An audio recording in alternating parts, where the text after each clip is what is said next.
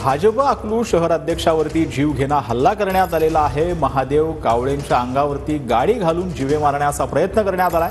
भाजपा नेते राम सातपुतेंनी हा गंभीर आरोप केलेला आहे। संग्रामसिंह मोहिते पाटील आणि त्यांच्या मुलाकडून जीवे मारण्याचा प्रयत्न झाल्याचा आरोप करण्यात आलेला आहे। अकलूजमध्ये पोलिसांसमोर हा प्रकार घडल्याचं राम सातपुते यांनी म्हटलंय।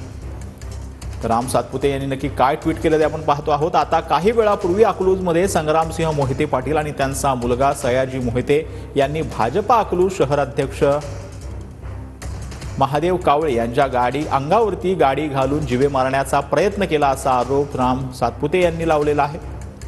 अकलूजचे पीआय निंभोरे साहेब आणि पोलिसांसमोर हा प्रकार घडला आहे।